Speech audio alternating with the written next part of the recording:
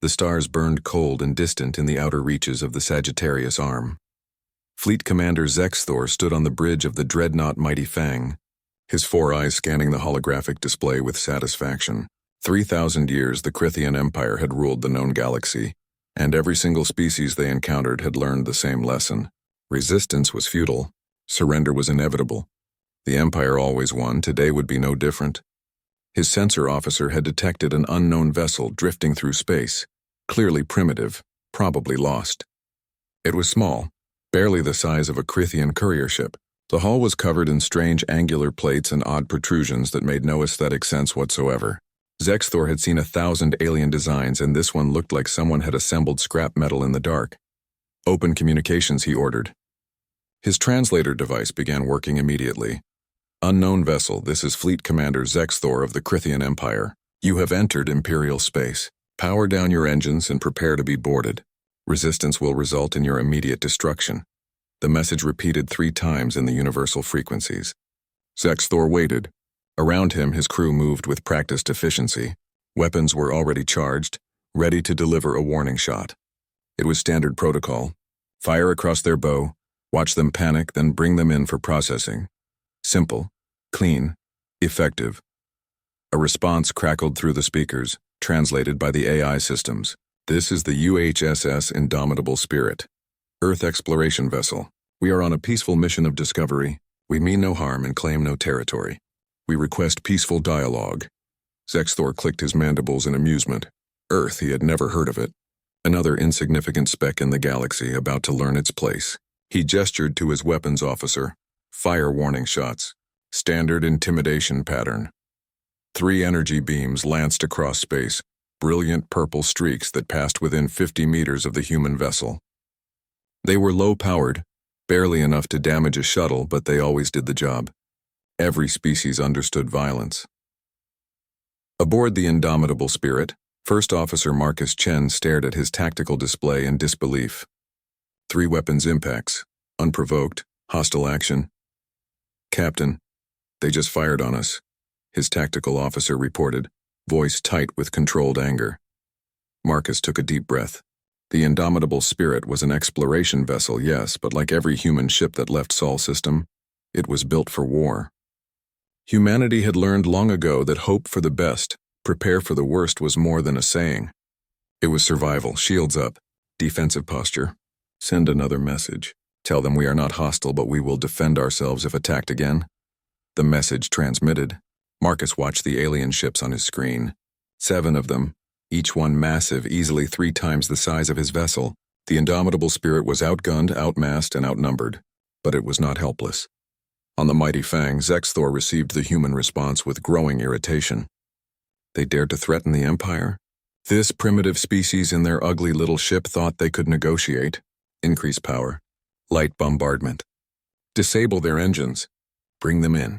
His weapons officer adjusted the controls. This time, 12 energy beams converged on the human ship. Enough firepower to cripple a destroyer. The beam struck, and something impossible happened. The human ship's shields flared bright blue, absorbing the energy.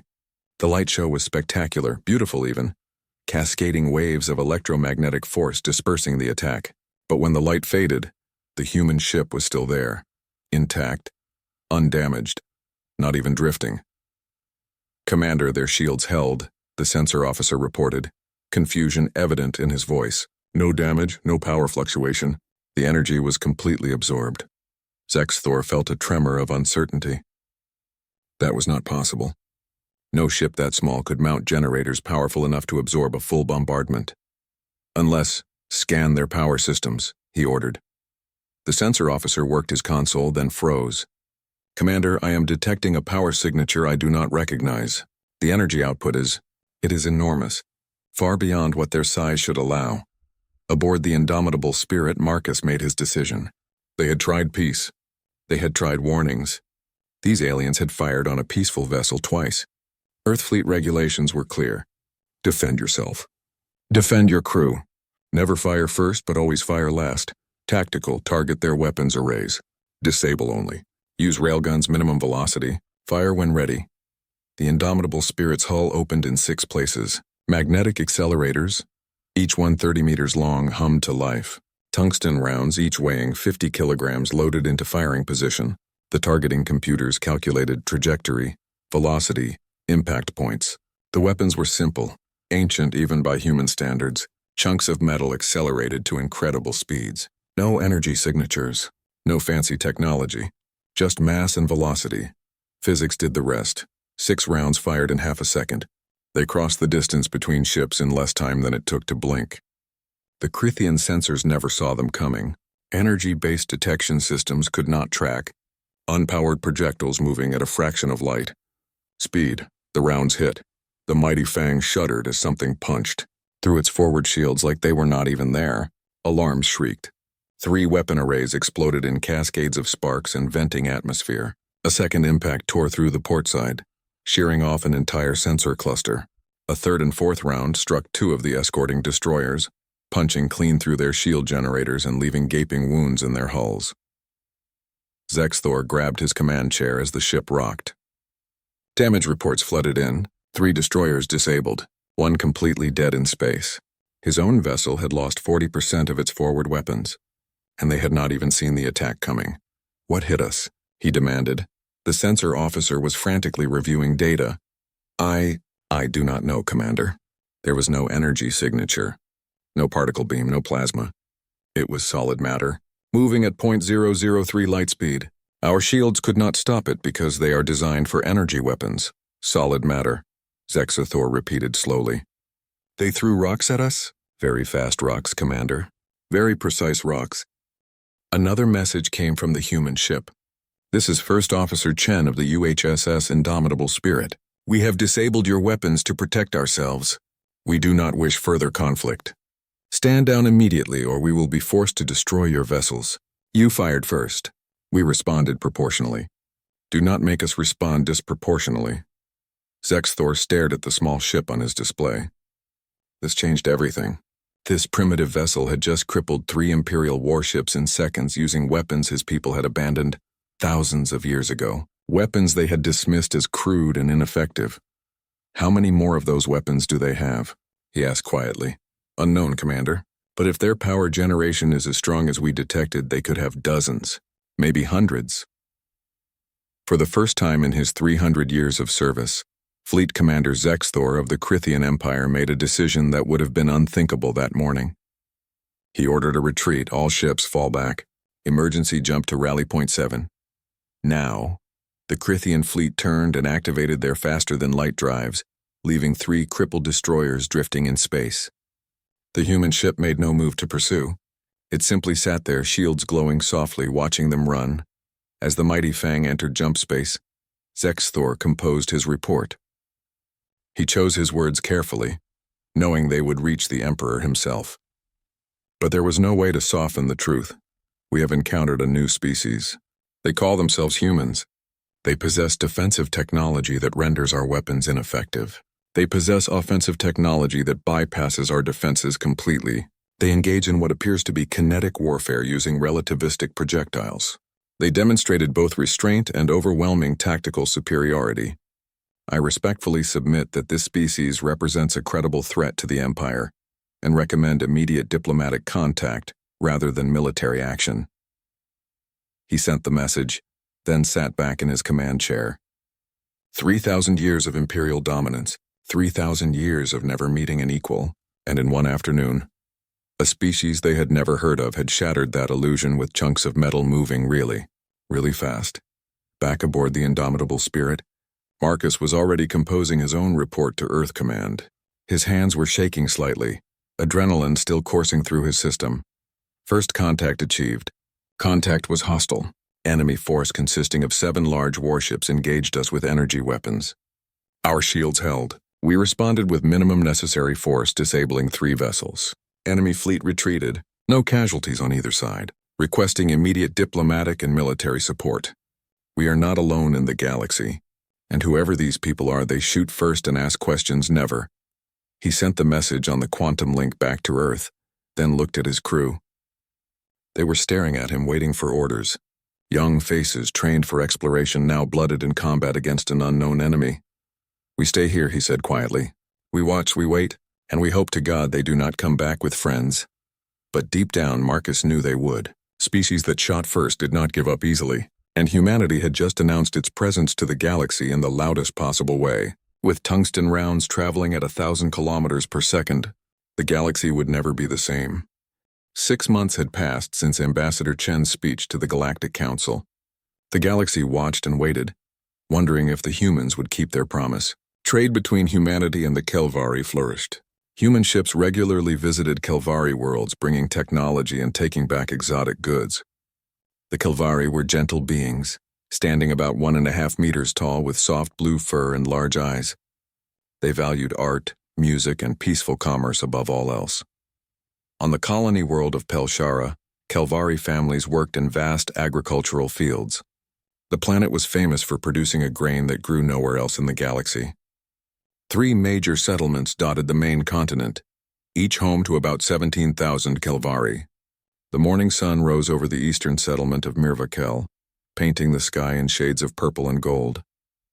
Farmer Kelvin stood in his field, checking the ripening crops. His daughter played nearby, singing a traditional Kelvari song about the harvest. It was a perfect morning, peaceful and warm. Then the sky changed. Dark shapes appeared above the atmosphere. They grew larger, descending rapidly. Kelvin's datapad began screaming warnings. His blood went cold as he read the identification codes. Zevrathi warships. 12 of them, inside, now, he shouted to his daughter. They ran toward their home, but they were too late. The first beam struck the center of Mirvakel. The energy weapon was designed for destroying military bunkers, but the Zevrathi aimed it at civilian buildings. The settlement's central plaza vanished in a flash of white light. The shockwave followed seconds later, knocking Kelvan and his daughter to the ground. All across Pelshara, the same horror unfolded. The Zevrathi systematically destroyed all 3 settlements. They took their time, making sure their weapons caused maximum damage. They wanted everyone in the galaxy to see this. They broadcast the attack on open channels, ensuring every species with a receiver could watch. Within 2 hours, it was over. 50,000 Kelvari civilians were dead. The settlements were smoking craters. The Zevrathi ships hung in orbit for another hour, as if daring anyone to respond. Then they transmitted a message to the human embassy on Nexus Station. We have disciplined your allies for their disrespect. They chose the wrong friends. What will the mighty humans do about it? The message was signed by High Commander Thralzek himself. The response from Earth came 18 hours later. It was brief. Only 1 sentence transmitted directly to the Zevrathi homeworld and broadcast across every major communication channel in the galaxy. Evacuate your frontier worlds. You have 72 hours, that was all. No threats. No demands. No explanation. Just a simple warning. The Zevrathi High Council met in emergency session. Some members argued for caution. The humans had warned them after all, but Thralzek convinced them otherwise. They are bluffing, he insisted.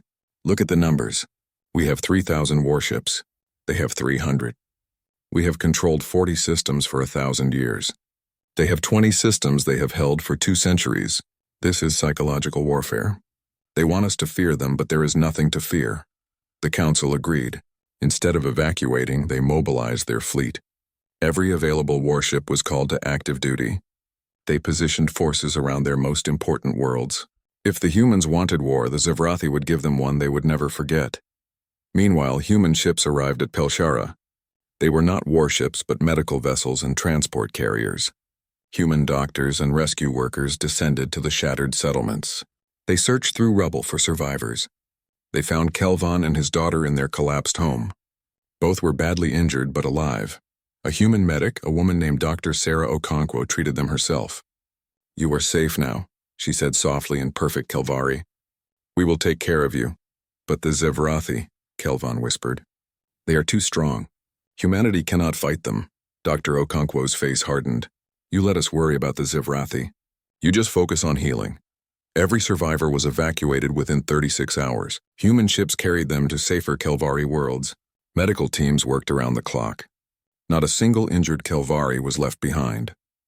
On Nexus Station, the Galactic Council held another emergency session.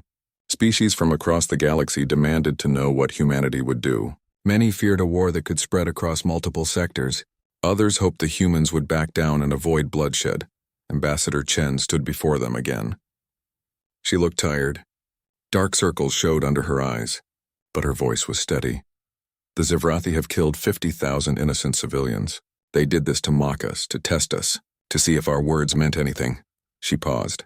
In 48 hours they will have their answer. Ambassador, please reconsider, the Salvaran delegate pleaded. War on this scale could destabilize the entire region. Surely there is a diplomatic solution. There was a diplomatic solution, Chen replied. We offered it 6 months ago. We told everyone the rules. The Zivrathi chose to break them. Now they pay the price. Thralzek himself was present this time, attending via hologram. You are truly going through with this madness? Your little fleet against the might of the Zivrathi Empire? Yes, Chen said simply. Then you will be destroyed. Your species will learn a hard lesson about challenging your betters. Chen looked at him for a long moment. Commander Thralzek, in the 72 hours we gave you, did you evacuate any of your frontier worlds? Of course not. We do not run from threats, like then the blood is on your hands, not ours. We gave you a chance. We always give one chance. She looked around the council chamber. To everyone watching, remember this moment. Remember that humanity offered peace. Remember that we warned them. What happens next is not because we wanted war. It is because we will not tolerate those who murder innocents and mock justice. She ended the transmission.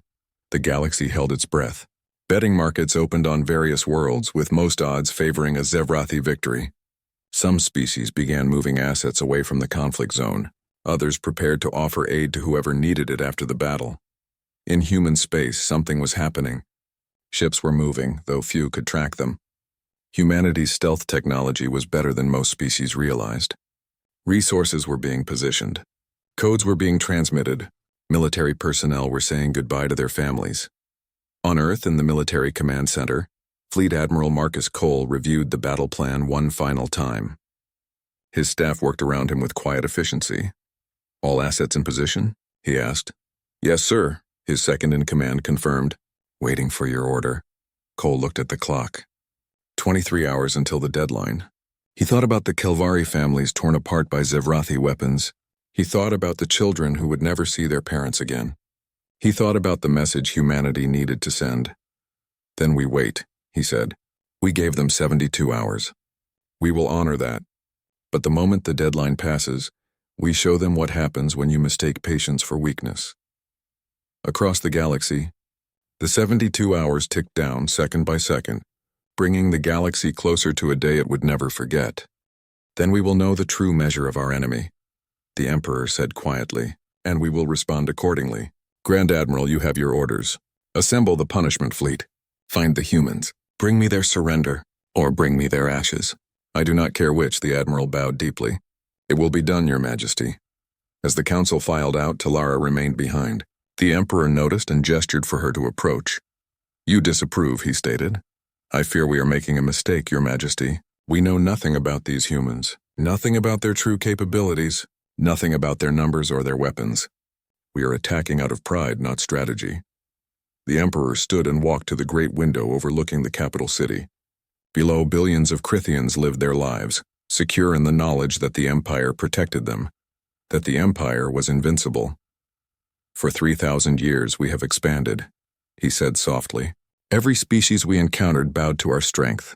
Some fought, all lost. The Empire stands because we never show weakness. If we appear uncertain now, if we hesitate, our subjects will question our power. Our enemies will see opportunity. No, Talara. We must respond with overwhelming force. We must prove that the Empire is still supreme. And if we are wrong, if these humans are stronger than we believe, then we will adapt, as we always have. But I will not show fear to an unknown species based on one encounter. The punishment fleet will succeed. It must. Talara bowed and left, her hearts heavy with foreboding. She had served the Empire for 200 years, seen dozens of wars and negotiated countless treaties. Her instincts, honed over centuries, were screaming that this was different. The humans were different, but the Empire could not hear her warnings over the roar of its own pride. 3 days later, the punishment fleet assembled in orbit above the throne world. 50 warships, the pride of the Imperial Navy. Dreadnoughts, cruisers, destroyers, each one crewed by the finest warriors in Crithian space. Grand Admiral Kixtal stood on the bridge of his flagship. the inevitable conquest, and looked at his armada with satisfaction. This would be a lesson the galaxy would remember. The Crithian Empire did not lose, could not lose, would never lose. Meanwhile, in a secure conference room 3,000 light-years away, Marcus Chen stood before a holographic projection of Earth's military command. Admirals, generals, and civilian leaders filled the virtual space, all of them staring at the recording of the encounter. They watched the Crithian ships fire first. They watched the indomitable spirit's response. They watched the alien fleet retreat, and then they began asking questions. "How many ships did you count in total?" Admiral Sarah Okafor asked. She was the commander of the home fleet, responsible for protecting Earth itself. 7 in the immediate encounter, Marcus replied, but our long-range scans detected energy signatures consistent with at least 3 dozen more vessels within a few light-years. This was a patrol group, not a full fleet. We estimate they have hundreds of ships, possibly thousands. And their technology level? Advanced in some ways, primitive in others. Their energy weapons are sophisticated, probably more efficient than ours, but their shields are useless against kinetic weapons. They rely entirely on energy-based offense and defense. It is like they never considered that someone might just throw a really fast rock at them. A ripple of grim amusement ran through the virtual chamber. Humanity had spent 3 centuries perfecting kinetic warfare. It was cheap, effective, and required no exotic materials. A chunk of tungsten was a chunk of tungsten. Add enough velocity and it became a weapon that could crack planets. "Do you believe they will retaliate?" the Secretary General asked. Marcus nodded grimly. "Without question. They attacked us without provocation. When we defended ourselves, they ran. But species that act like that do not give up. They will come back, probably with many more ships, and they will be looking for our homeworld. Then we need to be ready," Admiral Okafor said. "I recommend we mobilize the home fleet, full deployment, and we activate the Porcupine Protocol in all colonial systems." The chamber fell quiet.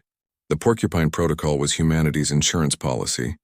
Every colony, every mining operation, every orbital station was surrounded by hidden weapon platforms. Thousands of autonomous drones, each carrying a single tungsten rod and basic AI targeting. They were cheap to build, easy to hide, and devastating in swarms. The galaxy was about to learn why humanity named its defense doctrine after a small Earth animal covered in spines. "Approved," the Secretary General said. "Admiral Okafor, you have full authority. Prepare our defenses, and pray we do not need them." But as the meeting ended and the holograms faded, everyone in that virtual room knew the same truth. Humanity had been preparing for this moment for 300 years. Not preparing to meet aliens, preparing to fight aliens, because humanity had studied its own history and learned one terrible lesson. When 2 species meet for the first time, the meeting rarely ends well. Someone always wants what the other has. Someone always shoots first. Humanity had decided long ago that they would never be the ones who shot first. But they would absolutely, without question, be the ones who shot last.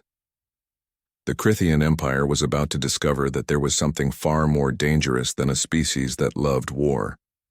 A species that hated war but was very, very good at it anyway. The mining colony of New Edinburgh orbited a dim red dwarf in what the colonists called the Scottish sector. 3,000 people called it home, working the rich asteroid fields that surrounded the system. They mined rare metals, built ship components, and lived quiet lives far from Earth.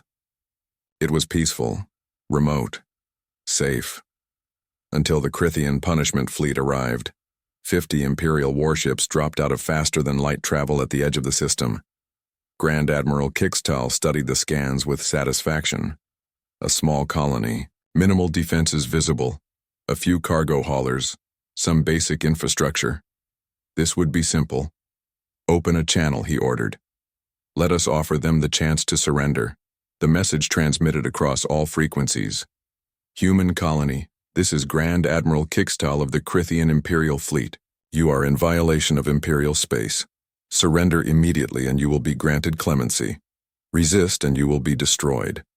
You have 1 standard hour to comply." On the mining station, Colony Director James McLeod stared at the sensor display with growing horror. 50 ships, 50 massive warships, each one bristling with weapons.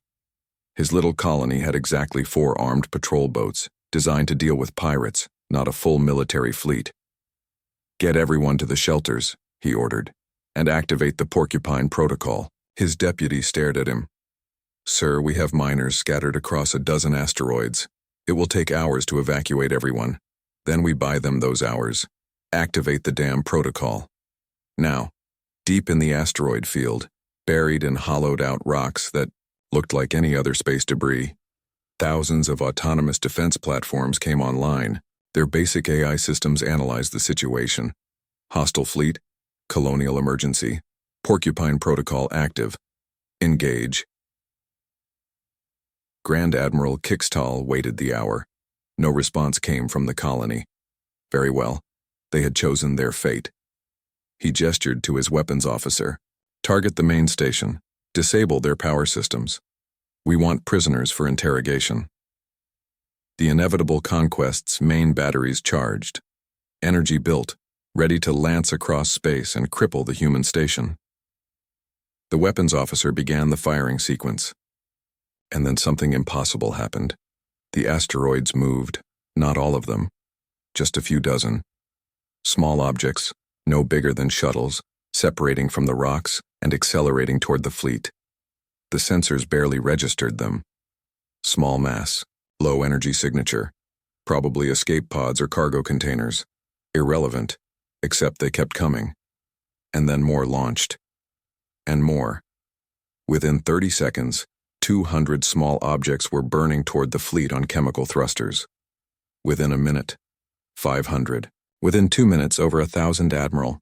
"We are detecting multiple launch signatures from the asteroid field," the sensor officer reported, confusion in his voice. "Thousands of small objects. They appear to be autonomous drones." "Drones?" Kixtal repeated. "Activate point defense systems. Sweep them from space."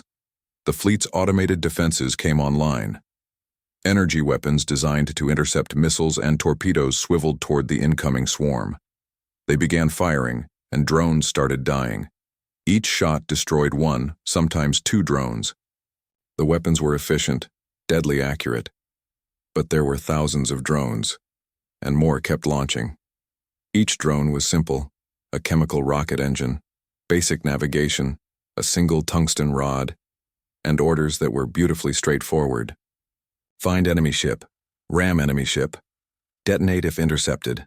The Crithian point defense systems were good. They destroyed hundreds of drones. But you cannot shoot what you cannot target fast enough, and the drones were cheap, numerous, and expendable. For every 10 destroyed, one got through. The first impacts were almost gentle.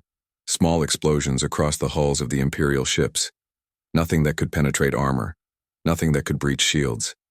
Except the drones were not trying to penetrate. They were trying to overwhelm. A dozen drones hit the destroyer Pride of Krithia. Another 20 struck the cruiser Glorious Victory. The point defense batteries tried to adjust, tried to target the incoming swarm, but there were too many.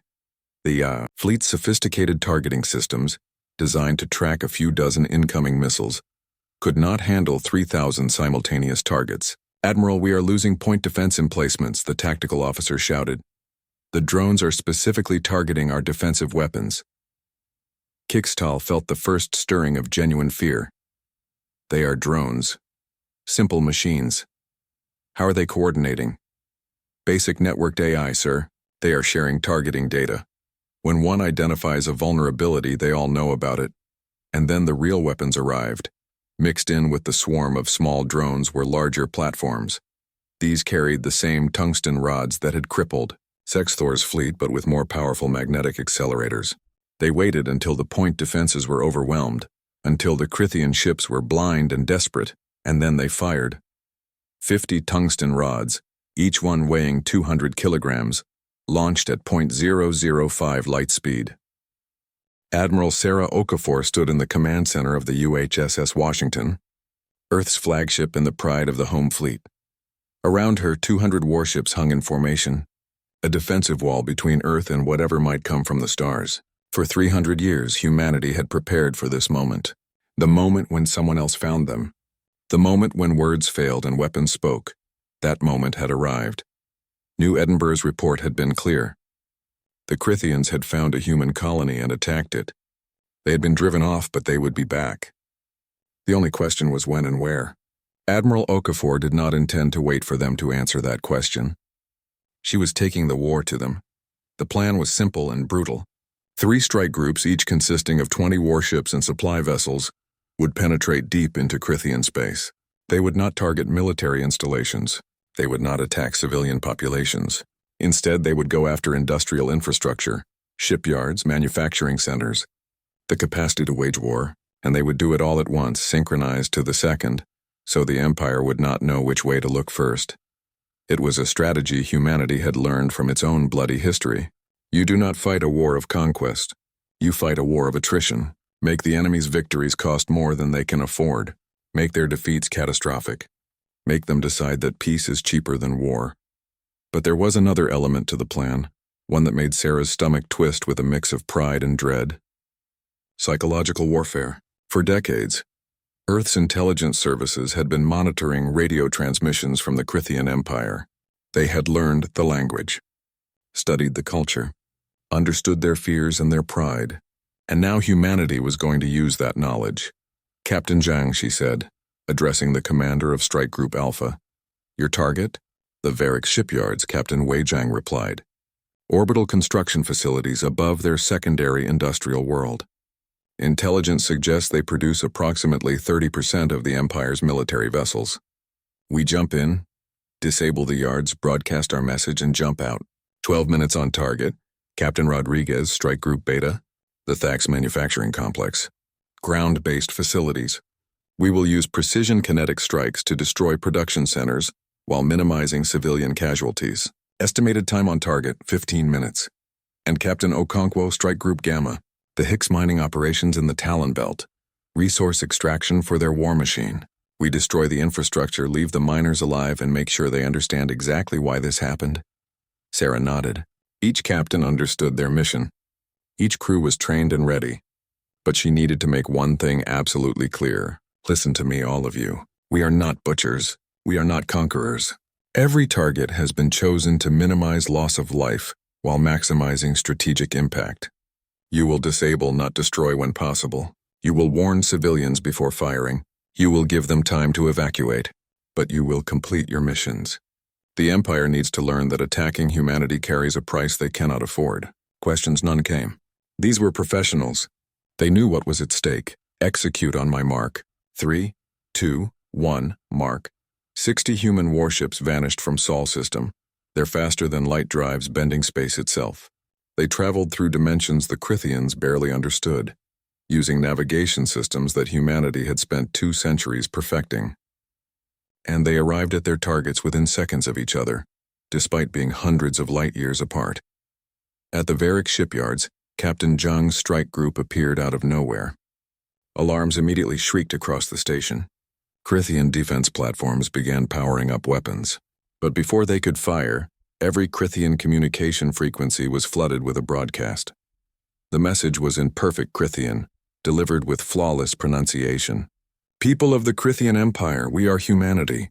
For 80 years we have watched you from afar. We know your language. We know your culture. We know where you live, how you build your ships, and what you value. We did not seek this war. You attacked our people. You killed our explorers. You came to our homes with violence. Now we have come to yours. This is your only warning. Leave humanity alone, or we will dismantle your empire piece by piece. Then the human ships opened fire. Tungsten rods lanced through space, each one targeted with surgical precision. Defense platforms exploded. Construction arms snapped. Docking bays collapsed into vacuum. But the residential sections of the station remained untouched. The civilian ships trying to evacuate were ignored. Only the military and industrial infrastructure was destroyed. In 12 minutes, 30% of the Empire's shipbuilding capacity ceased to exist. At the Thax Manufacturing Complex, Captain Rodriguez's group performed a similar operation. They broadcast their warning, gave the workers 10 minutes to evacuate the factories, and then reduced the buildings to rubble with precisely placed kinetic strikes. Not a single civilian died, but the manufacturing capacity of an entire world was crippled. 6 months had passed since the Treaty of Neutral Station. The galaxy had changed in ways that no one could have predicted. The Crithian Empire, which had ruled unchallenged for 3,000 years, was no longer an empire. It was now the Crithian Federation, a voluntary alliance of worlds rather than a collection of conquered territories. The change had not come easily. When news of the peace treaty spread through imperial space, something unexpected happened. The subject species, the conquered peoples who had spent centuries under Crithian rule, saw an opportunity. If the mighty empire could be humbled by a species they had never heard of, if the Crithians could be forced to negotiate rather than dominate, then perhaps freedom was possible. The Velkar were the first to demand autonomy, a reptilian species that had been conquered 500 years earlier. They cited humanity's example. If humans could force the empire to the negotiating table, they argued, then clearly the old order was ending. They wanted representation. They wanted self-determination. They wanted to be partners, not subjects. Emperor Kha'Zix faced a choice. He could crush the rebellion with force as his ancestors would have done, or he could adapt as the humans had taught him. To his council's surprise, he chose adaptation. The Velkar were granted autonomy within a new federal system, and once that door opened, dozens of other species followed. It was painful. The old guard resisted. Some military leaders attempted coups. There were protests, riots, and brief conflicts, but Ambassador Talara worked tirelessly, using humanity's example as leverage. The humans, she argued, had shown that strength did not require domination. They had defeated imperial forces without conquering a single world. They had demanded peace, not submission. If the empire wanted to survive in this new era, it needed to learn from that example. Slowly, painfully, the empire transformed. The Eternal Throne became a symbol rather than an absolute authority. The War Council became a senate, with representatives from dozens of species. Emperor Kha'Zix, to his credit, embraced the changes. He understood that the alternative was watching his civilization crumble as more and more worlds broke away. And humanity, watching from afar, quietly approved. They had not set out to topple an empire, but by refusing to be conquered, by demonstrating that different paths were possible, they had sparked a revolution, not through violence or invasion, but through example. On the orbital station Crossroads, which had become the new center of human and Crithian cooperation, Admiral Sarah Okafor met with Fleet Commander Zexthor, the Crithian officer who had first encountered humanity, now commanded joint patrol operations in the neutral zone between their territories. It was strange, working with a former enemy. But both officers were professionals, and professionalism bred respect. "I have a question," Zexthor said as they reviewed patrol schedules in the station's command center. "One that has troubled me since our first encounter." "Ask," Sarah replied. "Your ships, your weapons, your entire military doctrine, all of it designed for warfare. Yet you went 300 years without a single major conflict among your own people. How is that possible? How does a species that understands war so well manage to avoid it?" Sarah was quiet for a moment, considering her answer. "Because we remember what war costs. Our history is filled with conflicts that achieved nothing except death and suffering. We nearly destroyed ourselves multiple times, and when we finally stopped fighting each other, we made a collective decision. Never again. Never forget what we are capable of, but never use it against ourselves. But you built weapons anyway, because we are not naive. Peace is a choice, but not everyone chooses it. We hoped we would never meet another species. But if we did, we wanted to be ready. So we built our fleets. We trained our soldiers. We prepared for the worst while praying for the best." Zexthor clicked his mandibles thoughtfully. "And what would you have done if you had arrived in the galaxy and found it peaceful? If every species you met greeted you with friendship?" Sarah smiled. "Then we would have had 200 very expensive science vessels and a lot of explaining to do to our taxpayers. But better to have weapons and not need them than to need them and not have them. Your empire taught us we were right to prepare." Zexthor nodded slowly. "We were arrogant. We believed our own mythology. 3,000 years of conquest made us think we were invincible. You shattered that illusion in minutes. And in doing so, you freed not just yourselves but dozens of species we had subjugated. The Velkar speak of you as liberators. The Fex call you the breakers of chains. You have become legends without trying. We did not want to be legends. We wanted to be left alone. Perhaps. But the galaxy will not leave you alone now. Other species have heard of you. Some fear you. Some want to ally with you. Some want to test themselves against you. You have announced your presence, Admiral. The question is, what will you do with that presence? Sarah considered that. It was a fair question. Humanity had wanted isolation, but isolation was no longer possible. The galaxy knew they existed. Other species were reaching out, asking questions, requesting contact. Earth's leaders were divided on how to respond. Some argued for maintaining distance. Others wanted full engagement with galactic politics. We will be what we have always been, she said finally. Cautious, prepared, willing to talk, but ready to fight. We will not seek conquest or expansion, but we will defend our interests and our allies. And if that means taking a more active role in galactic affairs, then so be it. But on our terms. Always on our terms. Zexthor extended his hand in the human gesture he had learned. Then I look forward to seeing what humanity does next. You have already changed the galaxy once. I suspect you will do so again.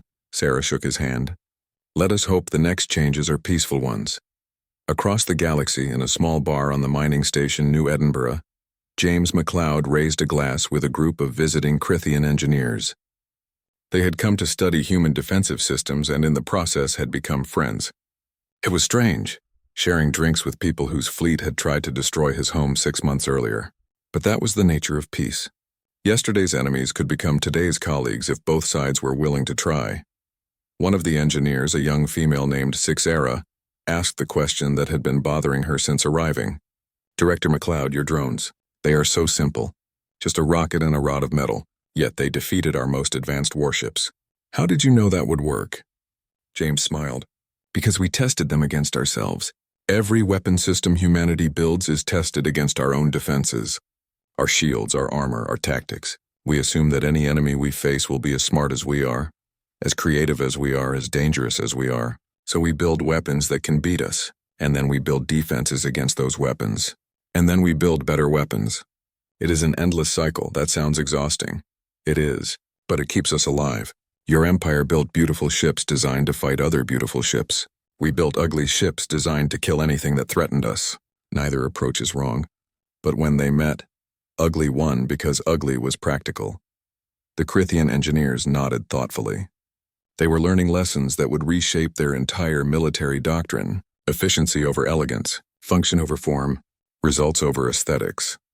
On Earth, in the United Nations building, the Secretary General addressed a crowd of reporters from dozens of human worlds and, for the first time, representatives from alien species.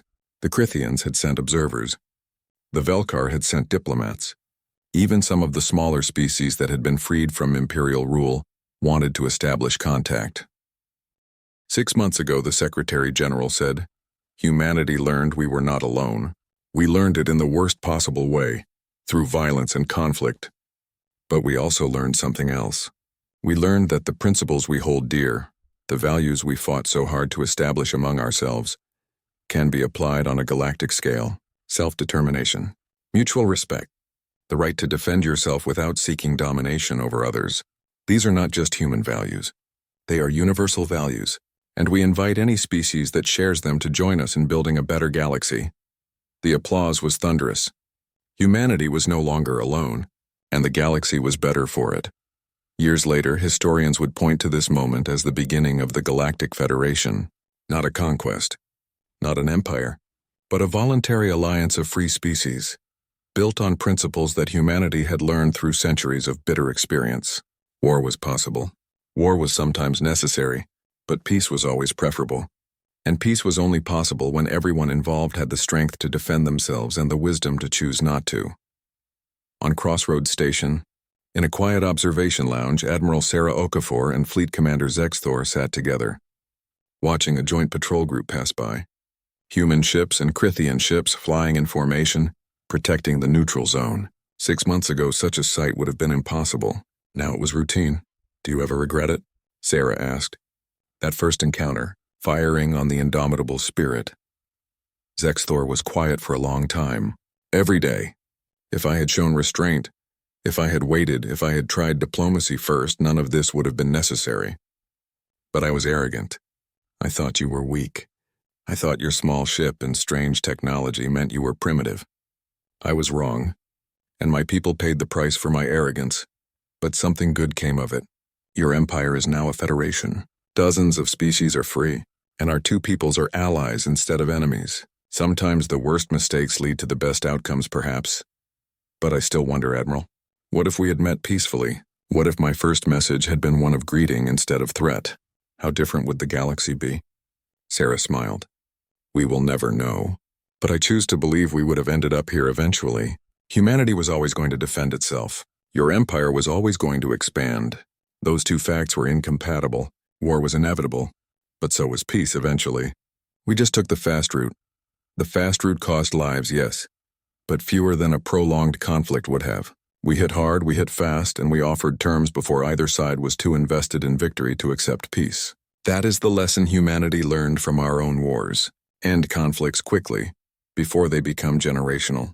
Make peace cheaper than war, and never ever fight a war of attrition you cannot win. Zexthor raised his drink, a human custom he had adopted. To peace, then, and to the unlikely friendship between two species that met in violence but chose to part in cooperation. Sarah raised her own glass. To peace, and to the galaxy we are building together, one where strength is measured not by how many worlds you conquer, but by how many you protect. They drank together, human and Crithian, former enemies now friends, and watched the stars turn slowly outside the viewport. The galaxy was vast and full of unknowns. But for the first time in 3,000 years, the Crithian Federation was at peace. And for the first time in 300 years, humanity was not alone. It was a good beginning. Not perfect, not without cost, but good. And sometimes good was enough. Somewhere in the void between stars, a human exploration ship detected signals from an unknown species. Captain Maria Santos read the translation with a mix of hope and caution. The message was simple. Hello, we come in peace. We wish to talk. She composed her response carefully, knowing that first contact was always delicate. This is Captain Santos of the human exploration vessel Horizon. We receive your greeting with friendship. We welcome peaceful contact and look forward to learning about your people. Please transmit your coordinates and we will arrange a meeting in neutral space. As she sent the message, she glanced at her tactical officer. Weapon status? All systems ready, Captain, but no hostile actions detected. They appear genuinely peaceful. Good, but stay alert. Hope for peace, prepare for war. That is the human way. And as the Horizon moved toward its rendezvous with a new species, humanity carried forward the lesson they had learned from the Crithians. The universe was dangerous. Contact was unpredictable. But with strength, wisdom, and a willingness to extend an open hand while keeping a weapon ready, even the most violent first meeting could lead to lasting peace. The galaxy was learning. And humanity was teaching, not through conquest or dominance, but through example, through showing that it was possible to be both peaceful and powerful, to be both kind and prepared, to want friendship but to demand respect. The Empire had freaked out when they discovered humans. They had thought no one was meant to possess ships like that. But now they understood. Those ships, those weapons, that whole terrifying military doctrine, was not meant for conquest, it was meant for survival. And in a galaxy full of unknowns, survival required strength. Humanity had that strength, and they were finally, carefully ready to share it with the galaxy. The destroyer Pride of Krithia took 3 rounds through its engine section. The ship broke in half, atmosphere venting in a glittering cloud. The cruiser, Glorious Victory, lost its entire command tower, the impact so violent that internal explosions tore through 4 decks. Another destroyer, the Eternal Wrath, simply stopped moving as its reactor was pierced clean through.